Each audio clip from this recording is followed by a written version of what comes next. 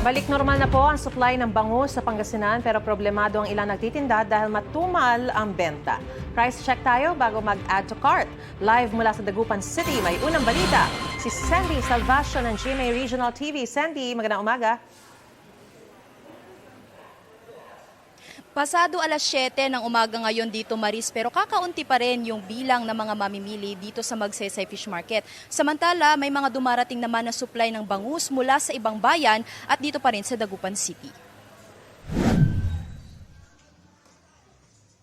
Good news para sa mga mamimili dahil ngayong unang linggo ng 2026, bahagyang bumaba ang presyo ng bangus sa Dagupan City.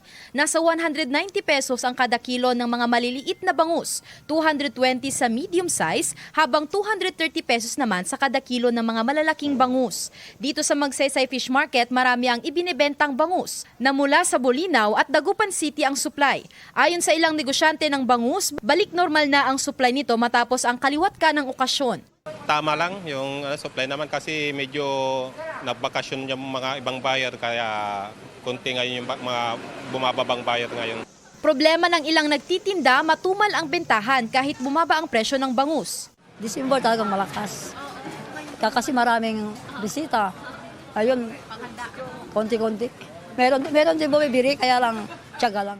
Ayon sa Samahan ng Magbabangus ng Pangasinan o SAMAPA, wala silang nakikitang problema sa supply ng bangus sa ngayon. Pero pinaghahandaan na raw nila ang posibleng epekto ng malamig na panahon sa supply ng bangus hanggang sa Pebrero. Nakaaapekto raw kasi ang malamig na panahon sa paglaki ng mga bangus. Sa mga palengke, yung supply natin tuloy-tuloy pa rin and the price will be stable. No? Konti siguro, aakyat na ng konti dahil nga sa medyo mabagal yung paglaki, medyo maatala yung mga harvest natin.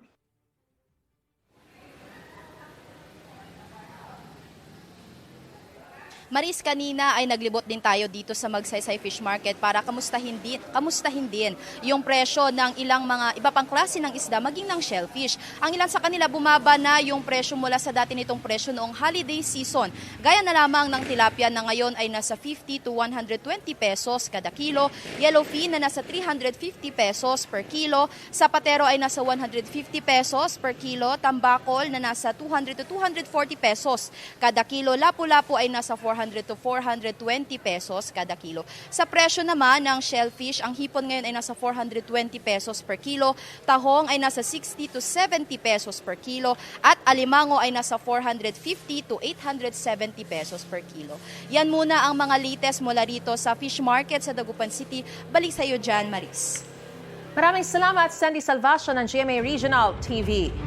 Gusto mo bang mauna sa mga balita? Mag-subscribe na sa GMA Integrated News sa YouTube at tumutok sa unang balita.